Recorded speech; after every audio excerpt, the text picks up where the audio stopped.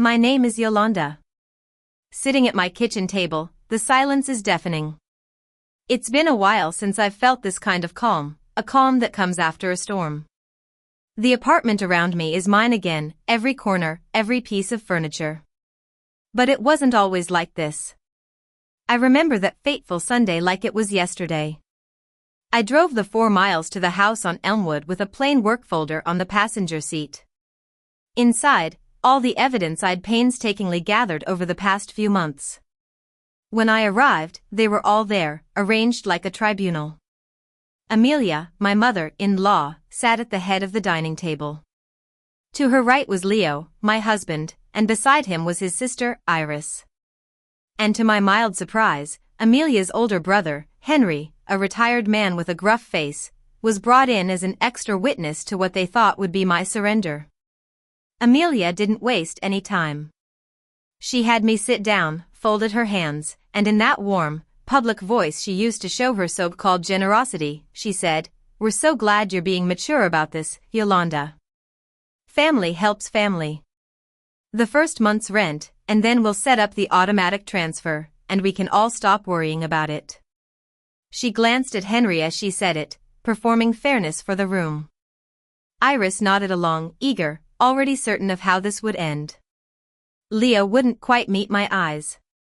He knew, even if he didn't know what, that something was off in my calm. I set my folder on the table. I didn't open it yet. I let it sit there, plain and closed, while 4 pairs of eyes looked at it and then at me. "Before I pay anyone anything," I said, my voice as even as a balance sheet, "I think we should all be looking at the same numbers because I've been doing some accounting and I'd hate for the family to make a decision without the full picture." I rested my hand flat on the folder. "May I?" I opened the folder and laid the pages out one by one, squared to the edge of the table in the order that told the story by itself. "This is the deed to my apartment," I said, "when I bought it 4 years ago alone." I pointed to the page. Next page. "This is the wire confirmation for the $72,000 down payment from my personal account 2 years before I met Leo." I slid the next page into the center and watched Leo go still. "And this is a quick claim deed signed 3 weeks into our marriage, adding Leo as an owner. Estate planning," I was told. Then I set down the next page. "And this is a home equity line of credit secured against my apartment, opened in both our names 19 days after that, with a draw history." I set down the last page gently, like setting down something heavy. "These are the withdrawals. This column," I touched it, "is where the money went. Most of it to a mortgage servicer. Yours, Amelia. The rest to 2 credit cards in Leo's name that I had never seen until last month." The room went the wrong kind of quiet again. Amelia's mouth opened, but I didn't let her in yet. "So when you tell me my apartment is family property," I said, looking at her calmly, "and that I'll pay rent like the rest of you, well, then I'll just go back to my apartment." Leo made a sound, half a laugh, the same reflex as that fateful dinner. "What apartment?" he started, and I turned to him before he could finish. For the first time all afternoon, I let a little weight into my voice. Not loud, just certain. "This one," I said, "the one with my name on the deed. The one your mother's mortgage has been living off of for 3 months. The one you borrowed against with my signature, which you got by lying to me about a rate lock. That apartment is mine." That was when the room came apart. Amelia went first. The warmth dropped off her face like a mask cut loose, and her voice climbed into something I had never heard from her. "After everything this family has done for you," she said, rising, her chair scraping. "That house is 40 years of my life. You have money. You could fix this for all of us. And you sit there with your little folder." Leo was up now, talking over her, talking to me, to Henry, to no one. It was supposed to be temporary. I was going to pay it back. I just needed time. Mom said it would be fine. And there it was, the whole thing spilling out of him. The debt, the panic, the way he had let his mother point his hand toward the line on the page. Iris, sensing the floor giving way, tried to save herself the way she had tried to ruin me by going on the attack. "This is exactly what I told everyone," she said shrilly. Cold, calculating. She probably planned this. "I traced $15,000 to your salon, Iris," I said without raising my voice, and she stopped like she had hit glass. "Family money from the joint account. We can talk about your books too if you'd like." She sat down. I hadn't stood. I hadn't shouted. I hadn't said a cruel word. I simply let each of them detonate over the quiet column on the table while I kept my hands folded and my voice level. Because the most powerful thing in a room of people losing control is the one person who has not. In the silence after Iris folded, it was Henry who spoke.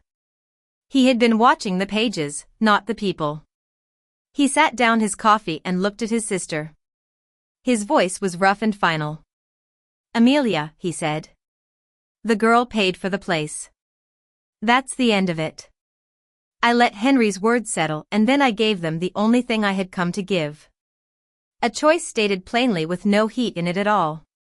"Here's where we are," I said. "I've already filed for divorce. There's a notice recorded on the property, so no one draws another dollar against my home. I have two options for the rest, and you get to pick. Option 1. Leo signs a quit claim returning the apartment to my name alone and refinances the home equity line of credit into his own name. So, the lender releases me and the lien comes off my title since the money paid his debts and his mother's mortgage, not mine. We settle quietly. The family keeps its privacy." I paused. Option 2. We let a judge look at the same folder. The trace, the down payment, the quit claim, and a home equity loan opened with a signature obtained by misrepresentation, which my lawyer is very interested in, and which judges, I'm told, take seriously. Option 2 costs all of you a great deal more, and it happens in public. I closed the folder. "You have until my lawyer's office opens Monday." Nobody argued. When the math is undeniable, the fight just stops. Leo signed within the week. Of course, he did. Option 2 would have exposed everything. And a man who hides debt behind a laugh does not want a judge counting it out loud. As I gathered my pages, I picked up the brass key ring from its little dish by the door, the one Leo had cut for his mother without asking me, and I set it down in front of Amelia. "I'm having the locks changed Tuesday," I said. "You won't need this anymore." Then I drove the 4 miles back to my apartment. Mine. But how did I get here? It all started when I met Leo. I'm a risk analyst for a regional investment firm downtown. My job is to find the hidden flaws in seemingly perfect deals. I'm good at it, and I've built my life on being meticulous and detail-oriented. I paid my way through college, and I saved every penny I could. 4 years ago, I bought my 2-bedroom apartment on Carroll Street with $72,000 that I had saved up slowly, one deposit at a time. I remember the wire confirmation more clearly than anything. I met Leo at a colleague's party. He was a salesman, selling software to businesses. He was easygoing, always laughing, and he seemed to have no care in the world about money. We got married 14 months later in a small courthouse ceremony with just a few friends and family. After the wedding, it made sense for him to move into my apartment. I owned it, the mortgage was small, and his lease was month to month. Leo's mother, Amelia, lived in an old house on Elmwood, clear across town. She had lived there for 40 years. At first, the distance felt like a mercy. Leo admitted cheerfully that he was no good with money. Amelia handled his taxes, his insurance, and even his car payments. He thought it was charming, but I noticed it was strange. 3 weeks into our marriage, I came home from work and the lights were on. I hadn't given anyone a key. There was Amelia, standing in my kitchen, rearranging my cabinets. A brass keyring was resting on the counter beside her purse, gingling faintly when she moved. She smiled at me like I was the guest. "There you are," she said. Amelia had a way of taking over a room without saying a word. By the end of the first month, she had a system. She came on Tuesdays, let herself in with that brass key Leo had cut for her without asking me, and tidied up. She moved my good knives to a drawer she preferred, replaced my dish soap with the brand she used, and left behind the smell of her rose-scented hand cream on every surface she touched. A sweet, powdery film that clung to the counter, the mail, the handle of my refrigerator. I would come home and know she had been there before I saw a single thing out of place, just by breathing. She called my furniture the family's things. My grandfather's old armchair became that chair we have. It was small things, but they were constant. I didn't fight her on it. I'm a good analyst, and I don't argue with the first anomaly. I logged it and waited for the second. One Tuesday, she ran her thumb along the edge of my counter and asked, in the lightest possible voice, "Now, whose name is the apartment in exactly?" I told her mine. She smiled and said, "We'll see." I didn't know yet that she already had her answer. 3 weeks into our marriage, on a Sunday, Leo spread a folder on the kitchen table with practiced ease. "Estate planning," he said, like it was as normal as going to the grocery store. His mother's attorney had recommended it. He explained that we should add me to the deed so that if anything ever happened to him, I would be protected. He said protected twice. I didn't sign blindly. I asked why a man with no assets needed to add me to my own deed for my protection. I asked why his mother's attorney was drafting documents about my property. He had smooth answers, and his hand was warm on my arm. We were newly married, and I wanted to trust him. But I'm still me. Before I signed, I pulled out the original wire confirmation for my $72,000 and put it in a folder of my own in my own filing cabinet, the way I had logged every anomaly so far. I lined the figures up in a column and looked at them until they seemed to look back at me. I told myself, if it is in writing and I keep my copy, I am safe. But what I signed that Sunday was a quit-claim deed adding Leo as a joint owner. What I didn't understand was that adding his name didn't protect me. It gave him a key to something far more dangerous than my front door. It gave him a key to the equity.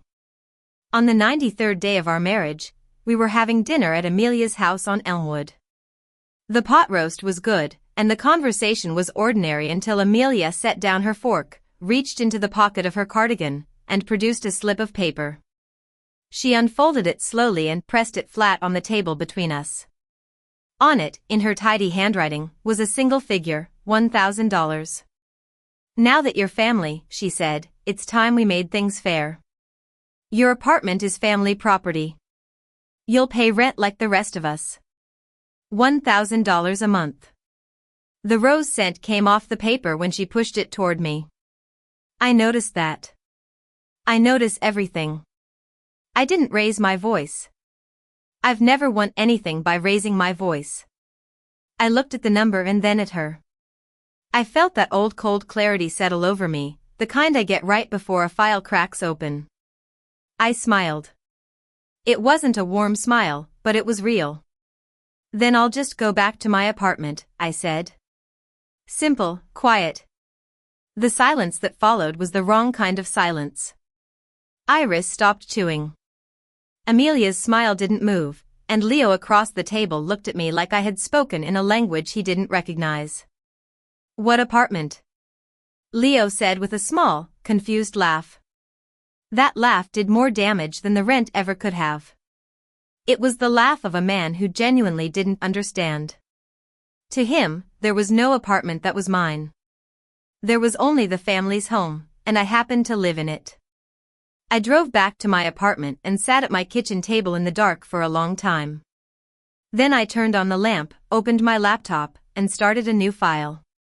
At the top, I typed one line, "What does Leo think he owns?" I didn't confront Leo. I knew that if I showed him I was counting, he would stop leaving things to count. So I went quiet and careful. I watched our joint checking account. I had spent 11 years finding the one number that didn't belong, and there it was, a transfer of $1,100 every month on the same day to an account labeled only with a string of digits. I pulled 3 months of statements and lined the transfers up in a column. 3 perfect rows, $3,300 gone somewhere I had never agreed to send it. I gave Leo one chance to tell me the truth. Over breakfast, I mentioned that I had been tidying our accounts and noticed a recurring transfer. "Did you know what it was?" I asked. He didn't look up from his phone. "Bank fees probably," he said. "Or the old thing I set up forever ago." "I'll check." I knew he wouldn't check.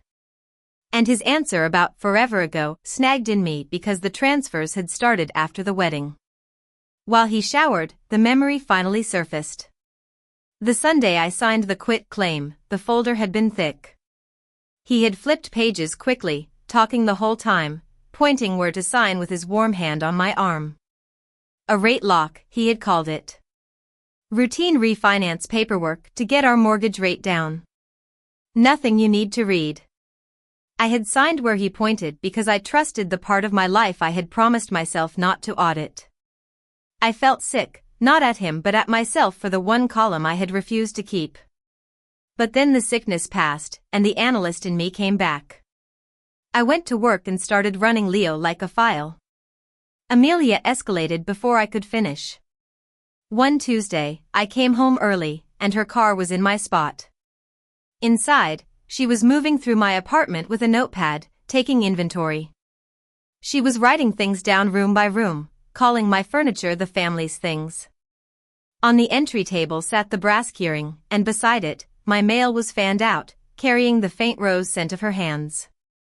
"Just making sure we know what's here," she said, "for the insurance." I almost laughed. I work in finance. I know there was no policy that needed an inventory taken by my mother-in-law in my living room while I was at work.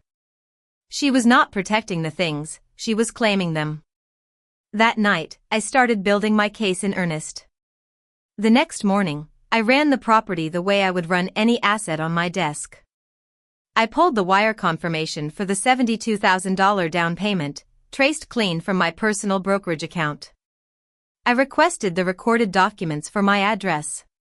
While I waited, I noticed a name I didn't know surfacing in our account history, a loan servicer that handled second mortgages and home equity lines. Before I could get the records, the family got to me. Iris had been working on the family.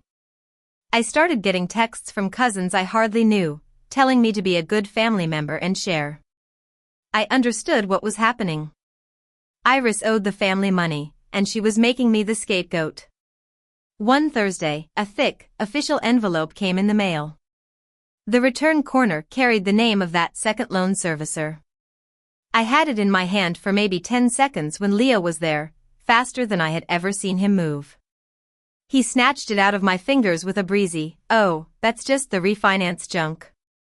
I keep meaning to cancel these." He had it in his back pocket before I could turn around. That night, he was extra kind. He cooked dinner, rubbed my shoulders, and asked about my day, but he never mentioned the mail. I knew the envelope had said something he couldn't let me see. The next morning, I pulled the recorded documents for my home. And then, Amelia, of all people, delivered the statement.